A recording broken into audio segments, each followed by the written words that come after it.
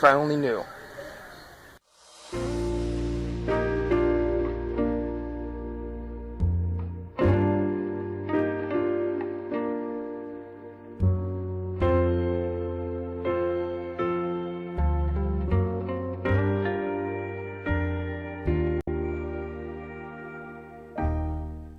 Hello everyone, Randolph here, and it's that time again. Christmas time. You know what that means. Red Ribbon Reviewers time. Yeah, this year I won't be covering anything Rankin Bass related, in case people try to call me the Rankin Bass guy. I won't mind being called that, but I want to do stuff besides Rankin Bass, of course. So this year I decided to go to another aspect from my childhood, twisted computer games. And out of all of them that I can remember playing, one that stands out is a game where you're a guy killing clones of Barney, and it starts with a bullet taking off his head and machine guns tearing his body to nothing.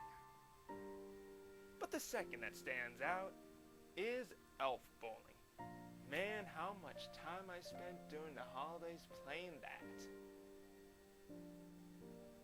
So this year, I'm going to go through the first two games, the ones I remember playing the most, in a little retrospective. It won't be a full-blown review of these two games because they are pretty short. And I might go through the other games in the series just a little bit, just to mention them.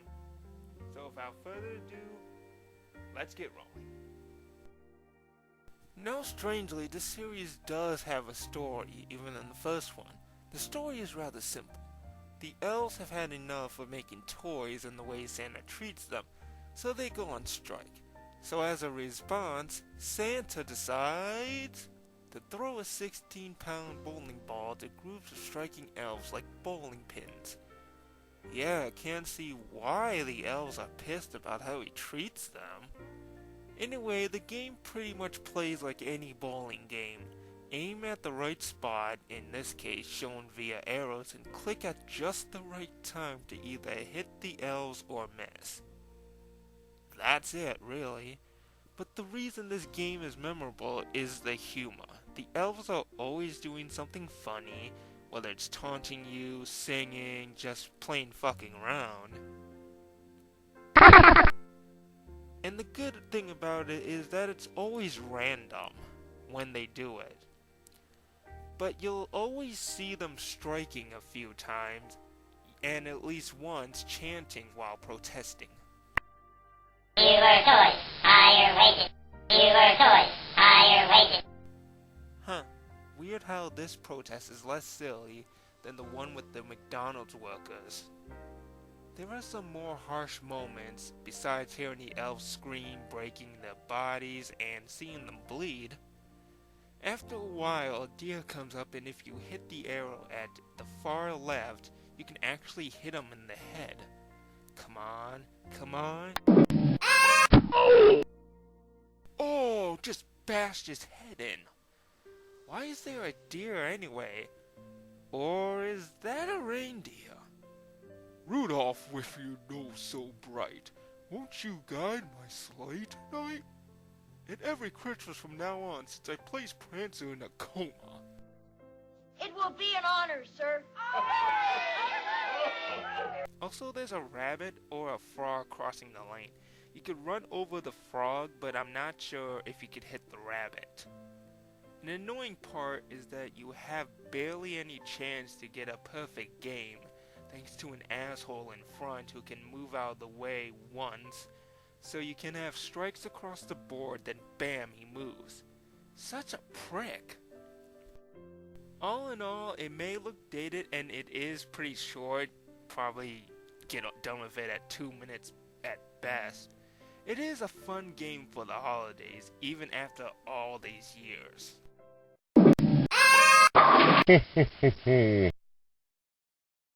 Merry Christmas, everyone! Who's your daddy? Now moving on to Elf Bowling 2. This game takes place after the events of Elf Bowling, of course. Turns out using them as bowling pins didn't solve Santa's problem, and the survivors still went on strike after they recovered from their injuries. So Santa decides to take a vacation on a cruise ship with the elves and his wife. But it turns out that Santa's brother, Dingle, is also on the cruise ship. Dingle is a failed ice salesman and Santa's older brother. And it seems like Mrs. Claus has a thing for him, even though he looks like a total loser. Plus, Dingle wants to become Father Christmas and take the role of Santa Claus from, well, Santa. So they use the elves in a game of shuffleboard. Even with their victories, they are still being used for Santa's enjoyment. So how it goes is that both Santa and Dingle take the elves from a dance club and stretch out their thongs, what the hell, and smack them with enough power to slide them across the deck of the ship. If you don't hit them with enough force, they will stop in the no points area, but if you do, they will go to the hundreds, 200s, 300s, and even 400 spots.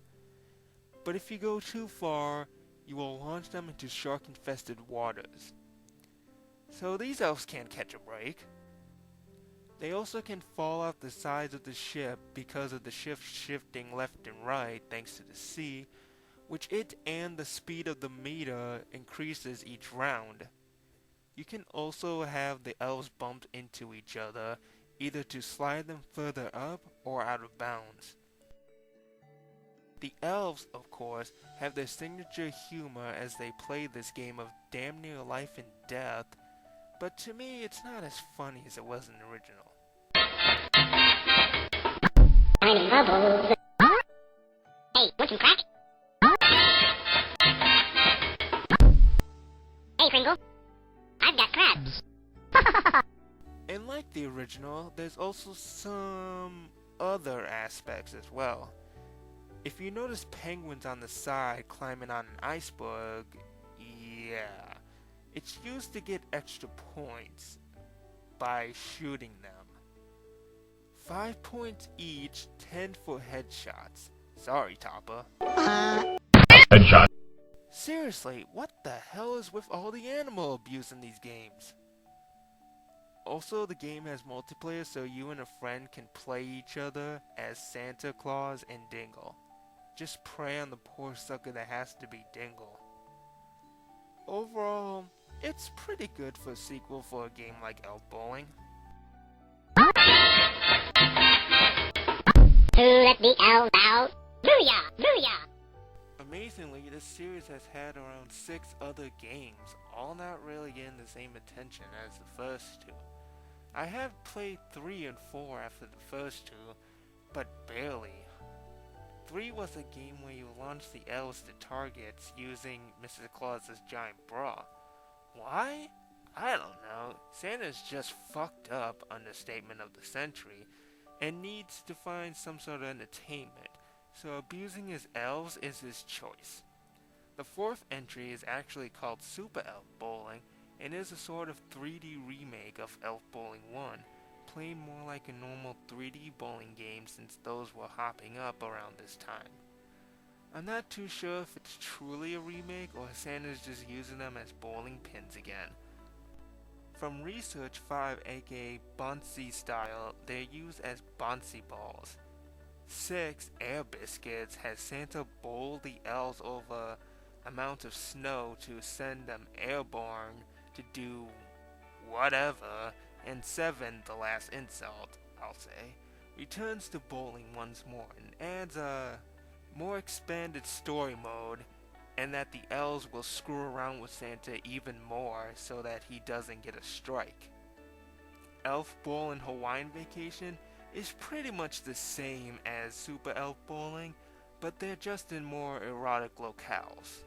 Yeah, such a long and intuitive series this is.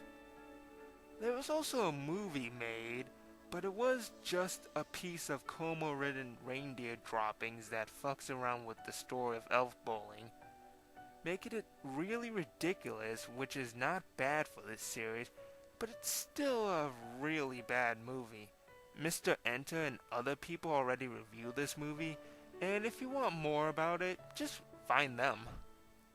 So this was a little look at the first 2 elf bowling games. and a bit on the entire series itself. Overall, it is a nice, kind of silly series to play around with during the holidays, but I feel like the first two and the remakes of the first one being Super Elf Bowling, Elf Bowling 7, and Hawaiian Vacation are all what the series needed. I don't feel like it should have kept implementing all of these other sports or whatever into the series, even though 2 had shuffleboard instead of bowling, but I feel like that was more appropriate than most. What, you think they're gonna bowl on a ship? That would just be ridiculous.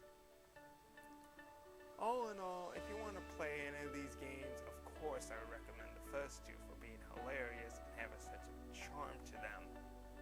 3 and Super Elf Bowling, maybe if you can find them. I would say skip the rest with 7 and of course Hawaiian Vacation as a maybe, since once again they're more or less remakes. The movie, what do you think? Skip that piece of crap. It's just amazing that a silly short game like Elf Bowling expanded so much. Granted, it's not as big a blockbuster series that most people recognize, but it was noticeable enough for it to last this long. Or rather, as long as it did, since it's been a while since the last game came out.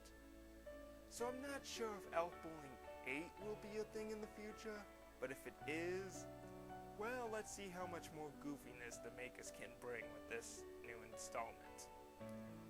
Anyway, thanks for watching. Merry Christmas, Happy Holidays, Happy Kwanzaa, Happy Hanukkah, Happy Shut the Fuck Up, Happy whatever.